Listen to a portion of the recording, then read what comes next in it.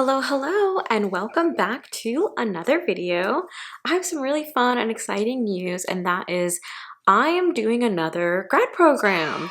So before I get into the program and why I chose it, I wanted to get into a little bit more about my educational history, my professional experience, what led me to this program, and some of my tips and tricks on starting grad school. So a little bit about me is many moons ago, I was a double major and I got 2 bachelor's degrees. I have 1 bachelor's of science degree in biology with a minor in prehistory. I don't know if anything's changed, but at the time that I was at my university, there wasn't a paleontology minor. So I did prehistory and it was a mix of paleontology and anthropology related classes. I also at the same time got my bachelor's in English literature with an emphasis in critical theory. So it was a lot of reading American lit, Brit lit, medieval lit, with analysis papers, as you can imagine. So it took me 5 years to complete my undergrad, but again, I was a double major and was above a full-time student. Most quarters, I was on a quarter system, so most quarters, I was taking anywhere from 4 to 6 classes. So it was heavy, it was a lot. I also worked and it was a long journey. I work in higher ed now, so I think when you're young, you've got a little bit more time, especially if you're a traditional student coming in from high school into community college or university. You do have a little bit more energy. So if you are super dedicated, I would recommend it, but you also get burnout, which is what happened with me. I was a great student, but then it took me a long time to return back to school because my undergrad burnt me out a lot between work and a double major. After that, beginning of COVID, around 2020, late 2020, I did another program, and that was in children's literature. So it was, although, I had studied literature in a critical analysis kind of way, this was different because now I'm doing a lot more reading and creative writing rather than, analyzing and coming up with theories and all those kinds of things. So that's my educational background. Work background, I work in the system of higher ed, so I'm not in one specific community college campus, but for the entire system for community colleges, and I oversee a program that is about student success, as you can imagine a lot of programs are. In this program, and in my specific sector of higher ed, we do a lot of legislation review, policy review, enforcing education code. In that, I got more and more interested in the data analysis perspective from an expertise level. And I think, that hands-on experience is very, very necessary and prevalent, but there's something about knowing and understanding and having a degree in the background that I think goes a long way, especially in academia. Unfortunately, although our whole job is to make sure that education is accessible and you meet students where they're at, in the space, the professional space of academia, at least from my experience, so let's not, not to say a blanket statement about all of higher ed, but in my specific sector and a lot of spaces that I'm in, where you went to school and what degrees you got are huge topics of conversation, and those legitimize your expertise. So although I have all these other degrees, because those degrees aren't based in law or legislation or policy or data, sometimes people don't often see me as an expert. They see me as someone learning or really junior in my career, even though I've been working in higher ed for almost 8 years. I started looking at programs, not just for myself, but to also add a level of expertise to the reports I'm writing. I write legislative reports and I review policy and analysis, and I work with data every single day. And this data is derived from the legislation and the ed code. So anyways, long way to say I started researching programs. It first started about data and data review, but in these data programs, I was finding so much about like data mining. Analysis was a piece of it, but a large bulk of the curriculum in a lot of these data programs were about mining. And I don't really need to know about that mining aspect, the coding, like that kind of stuff is not really super relevant.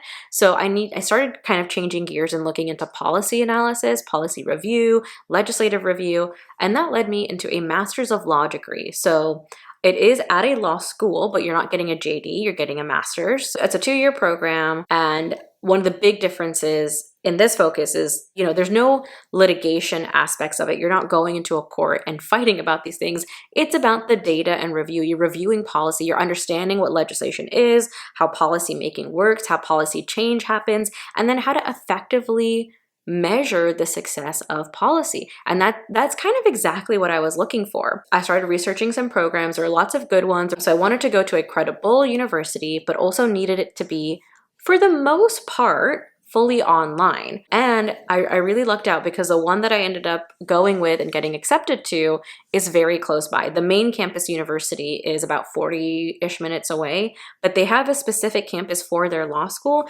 and that is less than 15 minutes away. So I really, really lucked out. I applied. By the time I found this program, by the way, it was about 1 month before the application was due. So that really put a panic in me of going and making sure that I get all of my transcripts from all the various institutions, my letters of rec. Again, luckily, because I work with legislators, a few really great folks that I asked were able to write letters of rec for me. So that was really great. All of my other degrees and programs, I have been fully funded. I've gotten scholarships and I have no educational debt. So this time around, I get a partial merit scholarship, so it pays for half of the tuition for the first year, so the first 2 semesters. Half my tuition is covered. So I did need to take out a FAFSA loan, a government loan, and that was really difficult for me. Again, my other ones were all scholarship based. I did merit-based scholarships and performance-based scholarship. All things considered, that's where I'm at. I'm really, really, really excited. I start in 1 week, which is so nerve-wracking. I'm scared, excited, but nervous. I wanted to go over how I'm prepped for grad school, but I also wanted to kind of give some of the tips that have made me successful in the past, just tools and things that kept me organized and that I use that work best for me. I will say, watching YouTubers, other vlogs, TikTok, whoever, people that post a lot of study or university school content, a lot of times you get into the mode of comparison and you're like, oh, their notes are so aesthetic, or they're using all these great fancy platforms. I've tried a bunch. I love watching study related channels and vlogs. And there was a time during my undergrad where there was 2 particular YouTubers that I followed really regularly, and their notes were always so beautiful. I'm sure you can go on Pinterest and look up like pretty aesthetic notes and big, nice headers and beautiful handwriting and illustrations even throughout. And that just was not doable for me. And it made me feel bad, but you do have to figure out what works. So my tips are very basic, honestly, and I feel like they're more like guidelines on how I was successful, and I think are applicable to however it suits your life best, if that makes sense. So getting into some of the school supplies that I use, or note-taking methods and organizational things, I like to keep a binder. This is the campus binder notebook in the B5 size, and it's 26 rings. I wonder if it's gonna, let's see if there it is. So you can see my, because it's like that frosted, you can see my courses there. But yeah, campus binder notebook, and I really like this notebook. It has, again, 26 rings. I keep wanting to say 16, but it's 26 rings. And I also buy the campus paper. It's good quality, especially if you like to write with ink pens. There's hardly ever bleed. And also, if you look really closely on their paper, see if it zooms in, there are these like little tick marks. They're very faint. I don't know if it's going to show up, but there's these little tick marks. So if you need to put in a graph or a chart or a diagram, there are these like little tick marks so you can all keep it all straight. I like to keep everything in 1 notebook or 1 binder. And that's because during my undergrad in my first quarter, I kept everything in separate notebooks, and there were times where I'm on campus and you're just taking what you need for the day, but now you've run into some classmates and they're studying, or you have some extra time. A class got canceled and you could study a little bit more, but I was only bringing what I needed for the day. So I recommend always having everything for all your classes in 1 big binder, 1 big notebook. Mead, 5-star, they make those multiple subject notebooks. I recommend that because then you can go out and study for everything, or you have everything on you while you're out and about. I also like taking handwritten notes. There's something about, the way my brain works about like writing it down that helps me memorize a little bit. And so I love taking handwritten notes. If you're a digital person and you like taking all your notes on your laptop or iPad, like that works great too. But yeah, keeping everything in 1 binder, 1 notebook is really helpful as you go out and study. You just always have everything and you never forget anything. I also have some folders. These are just your basic 5-star. They're not particularly cute, but does the job, and that's to keep any loose papers. I've already printed out some stuff to keep in these folders that are pertaining to the class, like the agendas, the timelines. One of our professors already has readings up, so I printed out those handouts. So all those kinds of things I like to keep in some folders just to keep all the pages neat and tidy. Another thing that helps me stay incredibly organized is using a calendar. I just print off blank calendar templates, and then I fill in every single due date for the entire semester or quarter. Sometimes I'll color code it, so I do like calendars that have a bit of space in case I need a key. I like to put everything on one calendar. For all my classes, it'll be on the same calendar, so at a glance I'll know exactly what's due, and it helps you plan out. If you got essays due for multiple classes on the same day, which happens a lot, it just helps you prioritize your time. The first thing I do is plot down all the due dates, and then as the semester or quarter gets going, that's when I start planning in like your prep, your study, all those kinds of things. I like keeping this in the folder or binder or notebook that I'm using for the term so that it's always there. I can always look back at it. I'll put other reminders in my phone, but keeping a physical calendar has always been really successful to me, and I 10 out of 10 recommend that for you to stay organized. Get a calendar or use your phone, use an app, use your laptop, whatever it is, and really schedule your time, especially if you're still working full-time like I am. I'm gonna have to be very, very dedicated and very intentional. Nothing can be done last minute. Not that I was even in my undergrad. I was not a last minute studier. I wasn't a crammer. And I'll get into some of my study habits in a little bit, but it just really helps. You gotta find methods to stay organized to be successful. The majority of this program is online, and the only times that we have to be in person are for certain presentations and other random events, but all of the lectures will be online with occasional live lectures. So some of them will be recorded, but once a week there's a live lecture that we have to watch, and luckily it's great because it's at 7 p.m. So I'm done with my workday and can hop on and listen to a live lecture. So there will be some long days. I just have an old MacBook. I think this is a 2021, maybe 22. It's whatever year they made the touch bar last. I don't know why they don't do that in the new laptops, but I bought it last year, and I bought it like refurbished and old because I needed a new laptop. I had my previous MacBook Air for like 10 years, if not a little bit longer actually, and it finally was done. So needed a new laptop, and I'm just used to the Apple system, so I bought it. But it was like $600, which is still expensive, but again, it's an older model and it's a refurbished one. Having a good laptop that you can trust and rely on, which maybe is not the same for everyone because I know a lot of people hate MacBooks, but works for me. I also just recommend getting a really long cable for your charger. This is an Anchor charger. This is a 10-foot cord. Libraries, coffee shops, all those public settings in which you can study are notorious for having only a few plugs here and there. So I recommend just getting a large cable for your charger so that you can, post up somewhere in a corner and not have to worry about all huddling around one outlet in certain places. Other than staying organized and using your notes and your syllabi and everything else to make sure you're staying organized, I wanted to talk about how I studied. So I studied every day as if the exam was the next day. So let's say today's lecture 1, I take all my notes during lecture 1. That lecture is over. I'm reviewing those notes, doing whatever it takes to review. Sometimes it's rewriting notes, cleaning up my notes, whatever it is for me to feel like I understand it. Now, 2 days later is lecture 2. I listen to lecture 2. I'm taking notes. I again revise all the notes that I took for lecture 2. I then go back and also review lecture 1. And so on. Lecture 3 is today. I'm taking all those notes. I review the lecture 3 notes after we just had class.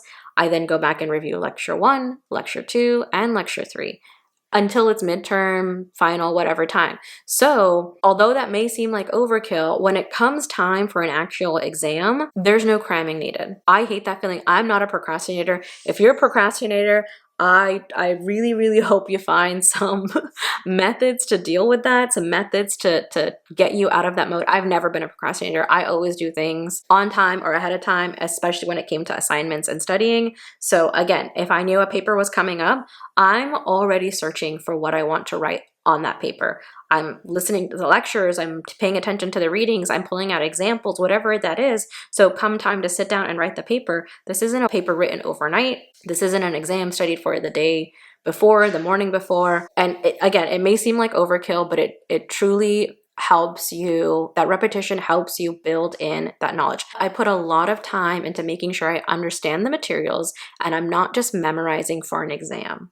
So I highly recommend that method of studying. It doesn't have to be intensive. You don't have to spend like another 2-3+ hours reviewing that lecture, just enough to where you just heard it, it's fresh in your brain, you can make questions, highlight sections, identify sections that are maybe you're like facing difficulty now. That's something you know already that you need to put extra time and effort into understanding and learning. So I highly recommend that. Another study tip that I do recommend, even as an introvert, is to make some friends and join study groups, even in online settings. Like, it's definitely beneficial if you can talk about it and teach it to someone else. You know you've totally mastered a topic. And so it can be annoying. Not everyone in your study groups are people you get along with. I've been in plenty of study groups where the personalities are not folks that I would jive with outside of a classroom setting, for sure. But also, a lot of my current friends are folks that I've met, over 10 years ago in school settings. So it's a great bonding experience, but also you do learn a lot, and I do recommend it. Even as an introvert, as someone that loves to be, like, I would really ask my mom to sign me out of group projects because I did not want to work with anyone else. I didn't want to be annoyed by anybody else. I didn't want to carry the weight of anyone else. But as an adult, I've realized the benefit of, collectively coming together and learning from each other. I don't still like group projects, but I do love learning from other folks. So I do recommend joining a study group or starting one yourself if you feel so bold. I'm also going to talk about some supplies, other than notebook, laptop, iPad, whatever else. There's a bunch of apps out there that can help keep you organized, whether you're a Notion person, Asana, any other kind of project management tool. I have tried those in work settings and they're great. I love Asana for project tracking in a work setting, and I've used Notion in other jobs for projects and things. For my life and for school, they don't work for me for whatever reason. And it's really strange because they work really, really great in a work setting. They just don't translate into, I don't know, a study or academic. And maybe I'm not using it to their full abilities in an academic sense, but if those work for you, there's plenty of tutorials out there. There's plenty of other apps out there. I just haven't found a app that does the same for me or better for me than what I do, like writing everything down and keeping track on like in an analog way. I want to talk about some supplies I really like. I have this beautiful little pencil pouch. It's a Kanken pencil pouch. I used to have a Kanken bag as well that I did briefly use during my undergrad. The straps are like this ropey, nylon-y material. Those dig in. I would be on campus sometimes from 7 a.m. to 4:30, 6 p.m., depending on the quarter. Wearing a backpack that long all day, lugging around a laptop, textbooks, notebooks, binders, what have you. I know they make better ones now where they have like a fluffier strap. I just recommend getting a really good backpack that's made already for great back support and laptop carrying and all those things. Although these Kanken things are really cute, I would not recommend the backpack for school. I would use that backpack if I was going somewhere for the day, like it's the weekend, I'm grabbing my laptop, my notebook, and I'm gonna go sit in a coffee shop. Then I would totally grab that, or like during finals week and I just needed to keep a couple of things on me, then I would use that backpack. But for your day-to-day, I do not recommend. But this pencil pouch is very cute, not to disregard the pencil pouch. It's surprisingly very roomy and spacious, and there's so much shit in here. And I just wanted to go over a few things. I do have my AirPods, which are great for, just zoning in and being really focused, but I also keep a pair of wired headphones. I actually prefer in really busy, high traffic areas to use the wired headphones just because I like to be aware of my surroundings. And if it's a new environment, it's a dark corner of a library, it's a new coffee shop, wherever it is, I want to be able to hear someone approaching me or people around me and all those kinds of things. So I do recommend a pair of wired headphones. Also because, your headphones die and you still might want to listen to something to drown out the outside world. I also recommend a variety of page tabs, Post-its, what have you. I have a few here. These ones are like clear, so you can write on them, but they're see-through, so when you put them in a page, you can still see the page behind it. This was great for drawing little diagrams or anything like that, and then putting them in my textbook. I also have some variety size of Post-its, and then I've got some page tabs, and these are from Muji. And then pencils, highlighters, pens. I'll go over a few of my favorites. So highlighters, I love the iconic mild liners, or, you know, highlighters in that realm, pastel-y colored highlighters. Although I don't like to spend a lot of time making my notes aesthetic or pretty and beautiful and all those things, I do like to highlight the different sections or highlight really important information and all those kinds of things. And I prefer just like the prettier, less harsh neon shades. So I got the mild liners, and then this Stabilo one, which is great. It's a beautiful lavender color.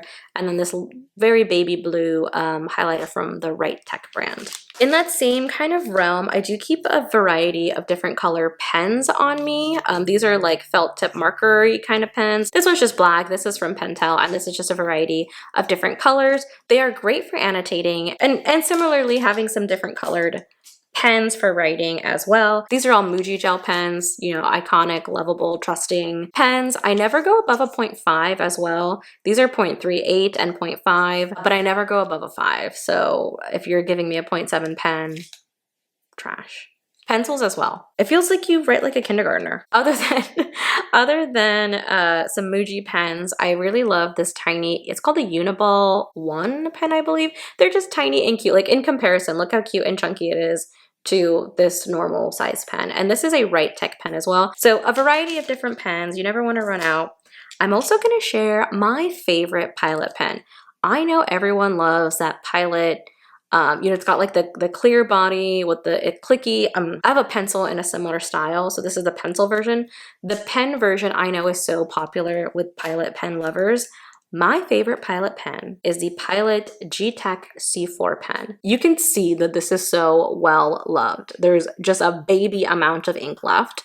This is, again, my absolute favorite pen. The nib on this is why I think it's my favorite. It's just like a very pointy needle-like pen nib, and you just get so precise when you're writing. I feel like it makes my handwriting look really nice and clean as well, and not sloppy. And these are just my favorite pens. I don't know why these aren't more popular. I never hear anyone talking about the G-Tech C4 pens. Everyone's always referring to whatever style this Pilot pen is. These are my favorite, and maybe because it's not clicky top, maybe because it's a cap, it's not that popular. But again, my absolute favorite pens in the whole wide world are these Pilot pens. Even above the Muji pens, even above the Uniball, even above the Right Tech. Lastly, I also keep a couple pencils on me, and same thing here as the pencils, I never go above a 0.5, so these are both 0.5. And lastly, I know I kind of ragged on Kanken bags. I do think they're wonderful bags, but for your day-to-day and light things, I don't think they're good bags for school. And again, I just don't think they're robust enough. A lot of them are quite slouchy, if that makes sense. You know, there's no real structure to these bags, so I just don't think it does you any favors for your back and carrying large textbooks, binders, and what else. So for school, I'm going to be using this North Face bag. It is called the Fall line.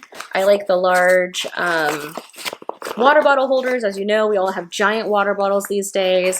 And I really, really like the top little, it's a very tiny pocket up here, but it can fit your phone, headphones, wallet, those kinds of things. And then inside, it has the sleeve to put your laptop in, and it's really snug and protective, so there's not a lot of give here. It can fit a large laptop, but it's going to stay really, really central there. And then a few other zippers and pockets back here, and it's got a lot of room, so I really like it. It also has amazing straps, these like really jelly, comfy straps and pads for your back. Like, again, this is like a jelly memory foam kind of feeling back. So I highly recommend this one. I believe retail is somewhere in the $90 to $100 price range. North Face and other like travel, hiking, outdoorsy backpacks I think work really well. It doesn't have to be North Face again, but recommend a backpack that has a lot of good back support because you're going to be lugging some heavy stuff. I was looking at one of the textbooks that I need to buy, and it is like thick.